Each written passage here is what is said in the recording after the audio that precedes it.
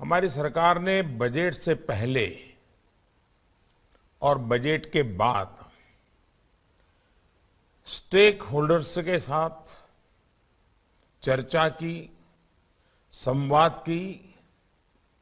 एक विशेष परंपरा विकसित की है।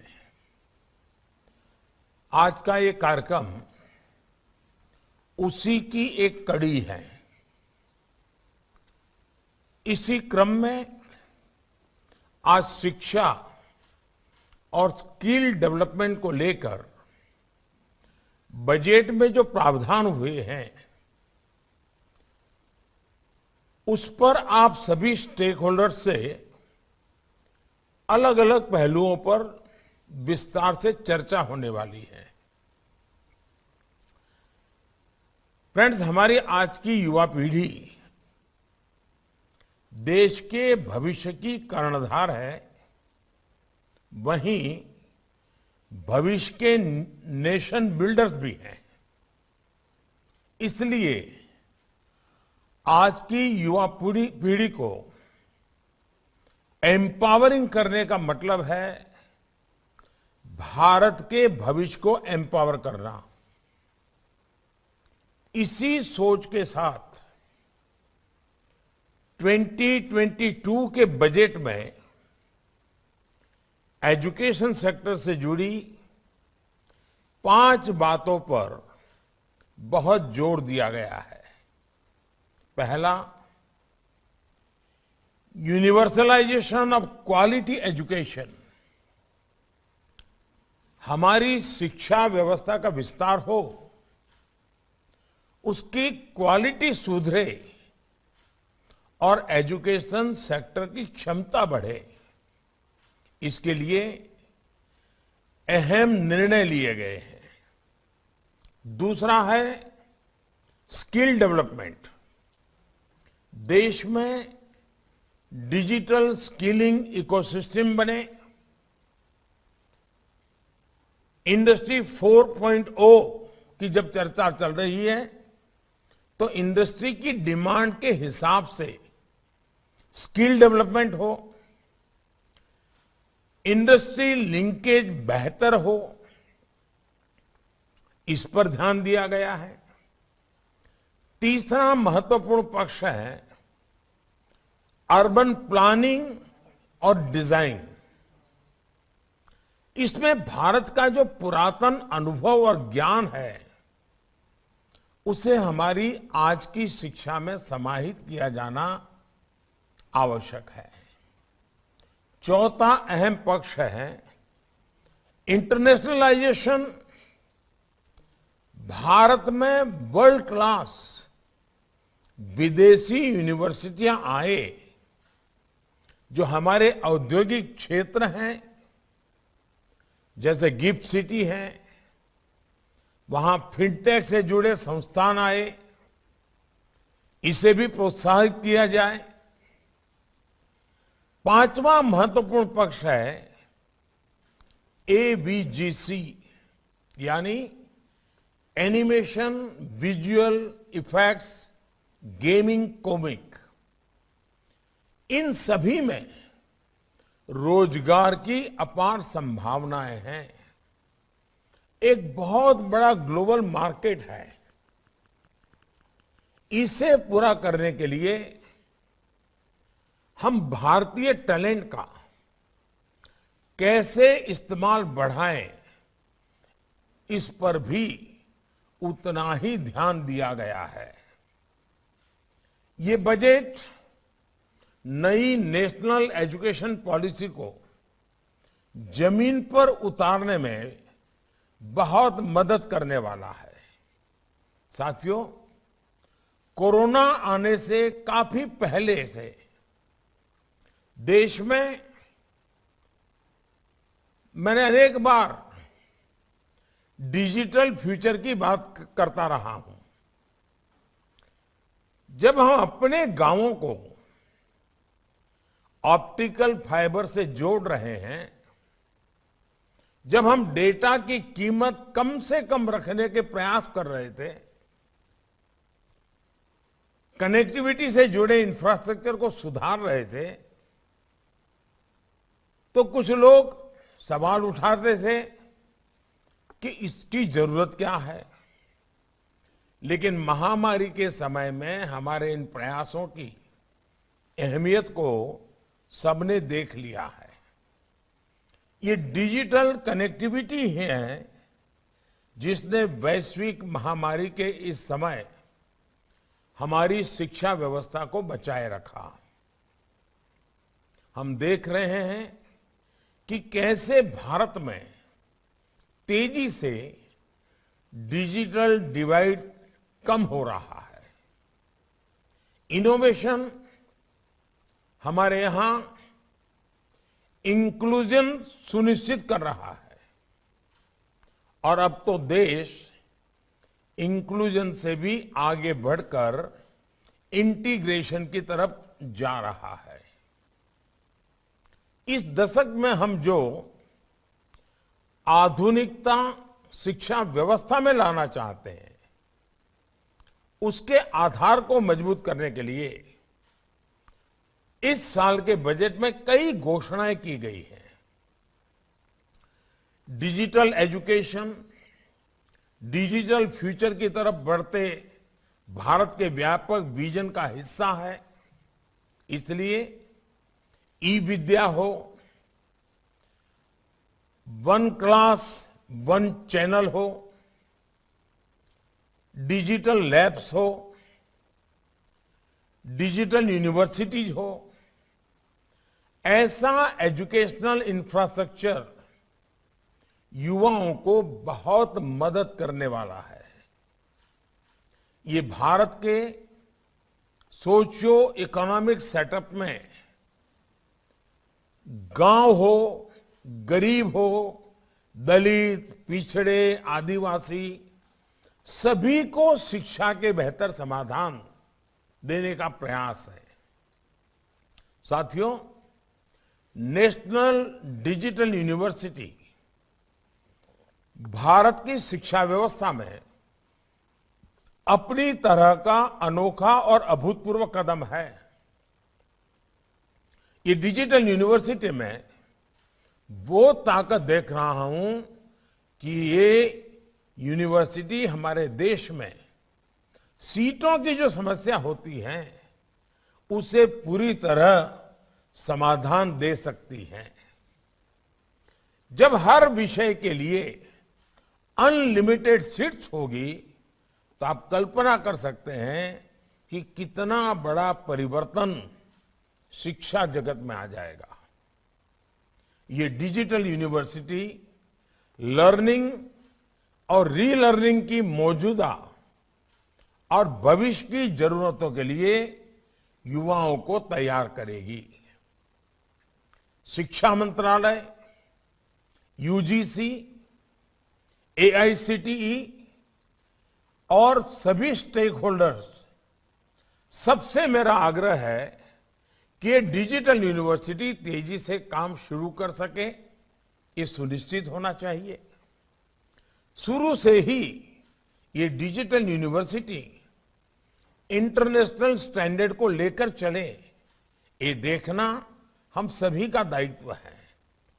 साथियों, देश में ही ग्लोबल स्टैंडर्ड के इंस्टीट्यूट्स का निर्माण करने का सरकार का इंटेंट और उसके लिए पॉलिसी फ्रेमवर्क भी आपके सामने है।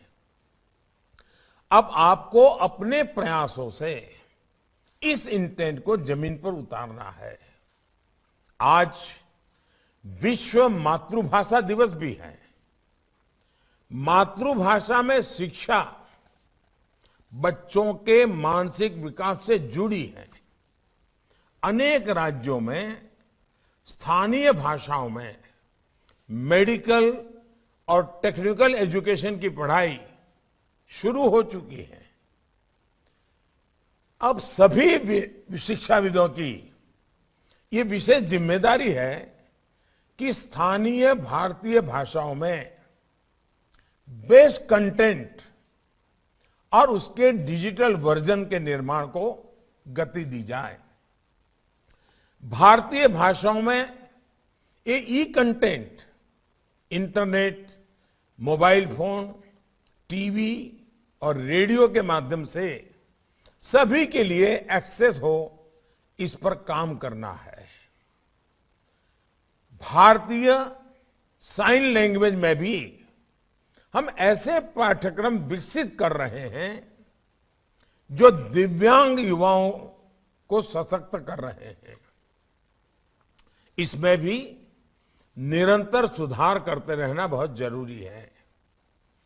डिजिटल टूल्स, डिजिटल कंटेंट को कैसे बेहतर तरीके से डिलीवर किया जाए, इसके लिए हमें टीचर्स को भी ऑनलाइन ट्रेन करने पर जोर देना होगा।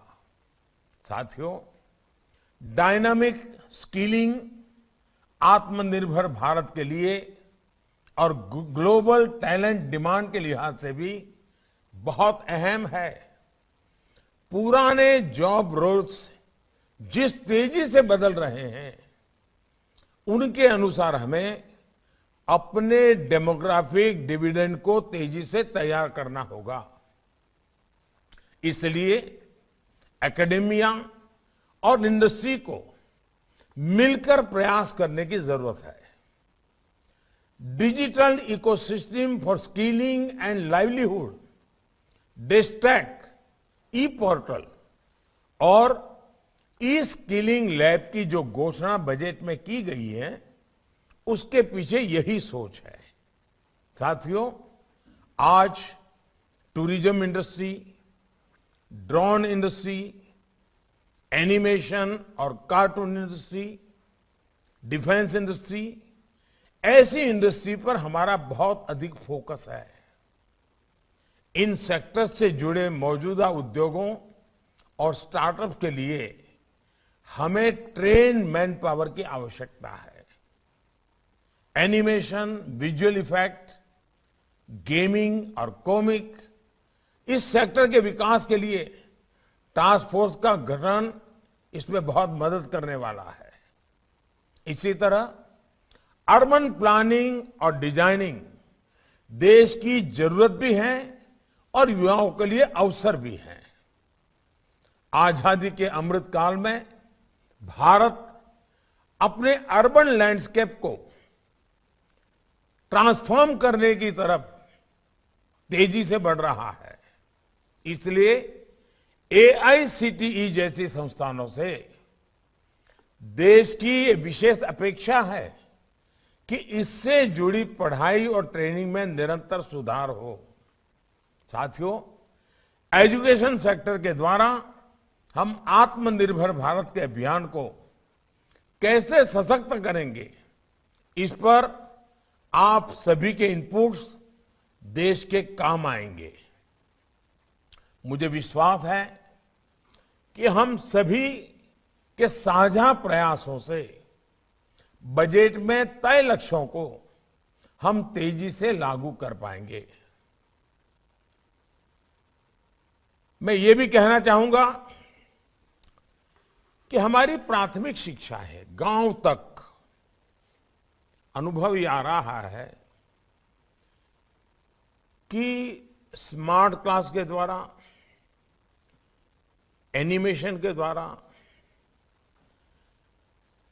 दूर सुदूर लॉन्ग डिस्टेंस एजुकेशन के द्वारा, या हमारी जो नई कल्पना है कि 1 क्लास 1 चैनल,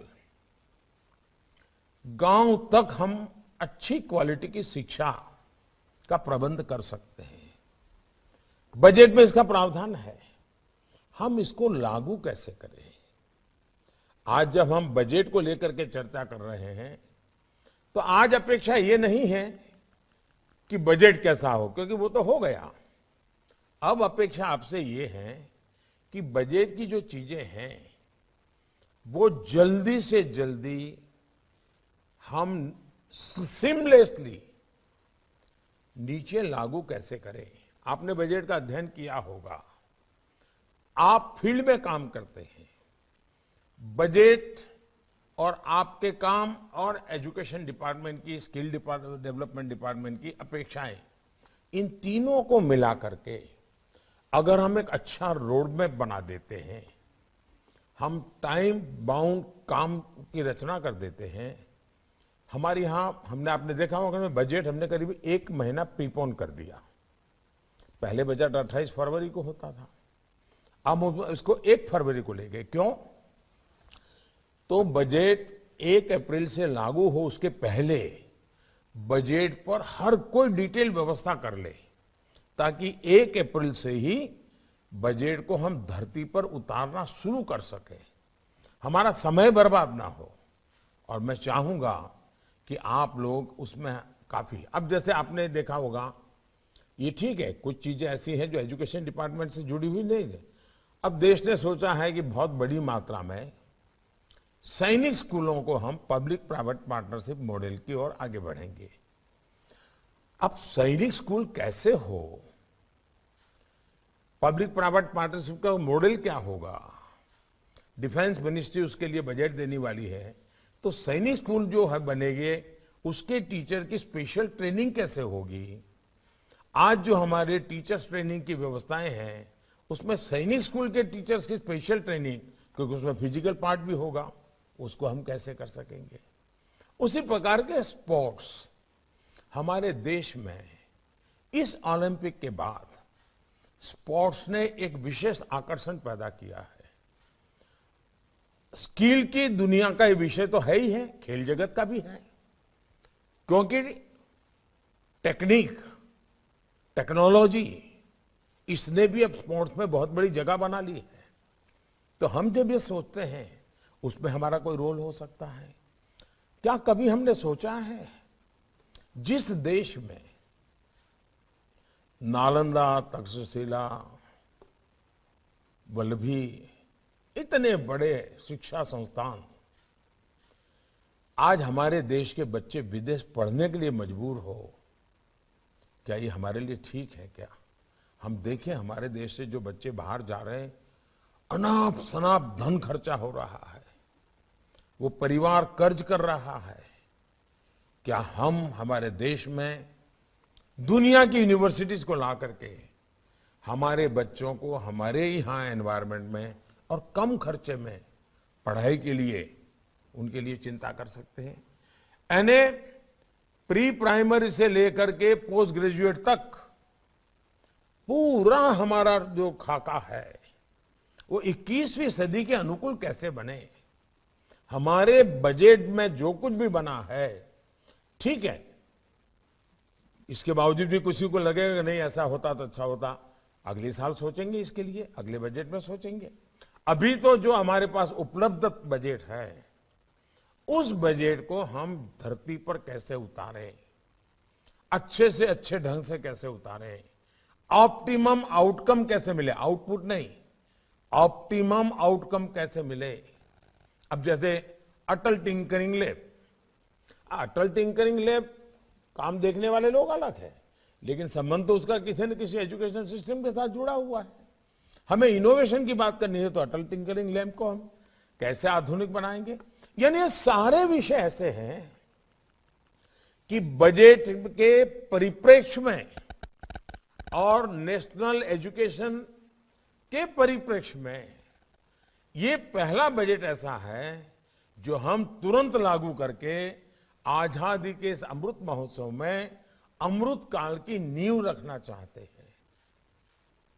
और मैं चाहता हूं कि एक बहुत बड़ा परिवर्तन हमें लाना जरूरी है, आप सभी स्टेक होल्डर्स के साथ।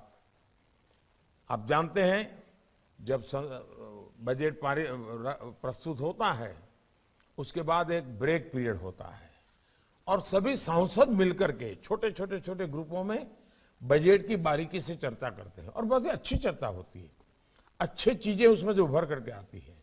लेकिन हमने उसको एक दायरा और बढ़ाया, सांसद तो इन दिनों ही कर रहे हैं, लेकिन अब हम सीधे डिपार्टमेंट के लोग स्टेक होल्डर के साथ बात कर रहे हैं। यानी हमने एक प्रकार से सबका प्रयास, ये जो मैं कह रहा हूं ना, सबका साथ, सबका विकास, सबका विश्वास, सबका प्रयास, इस बजट में भी सबका प्रयास ये बहुत आवश्यक है। बजट ये सिर्फ आंकड़ों का लेखा जोखा नहीं है जी, बजट अगर हम सही ढंग से, सही समय पर, सही तरीके से उपयोग करें तो हमारे सीमित संसाधनों से भी हम बहुत बड़ा परिवर्तन ला सकते हैं। और ये तब संभव होता है कि बजट से क्या करना है, क्लैरिटी अगर सबके मन में आ जाए। आज की चर्चा से एजुकेशन मिनिस्ट्री, स्किल मिनिस्ट्री, उनको भी बहुत बड़ा लाभ होगा, क्योंकि आपकी बातों से पक्का होगा कि ये बजट बहुत अच्छा है, टिकना है, लेकिन इसमें ये करेंगे तो मुश्किल होगा, ये करेंगे तो ठीक होगा। बहुत प्रैक्टिकल बातें उभर करके आएगी। खुल करके आप अपने विचार रखिए। मूल बात है, तत्वज्ञान की चर्चा नहीं है, व्यवहार जीवन में इसको धरती पर कैसे उतारना, अच्छे ढंग से कैसे उतारना, सरलता से कैसे उतारना, सरकार और सामाजिक व्यवस्था, इसके बीच में कोई दूरी ना हो, मिलकर के काम कैसे हो, इसलिए ये चर्चा है। मैं आप सबका फिर से एक बार जुड़ने के लिए धन्यवाद करता हूं।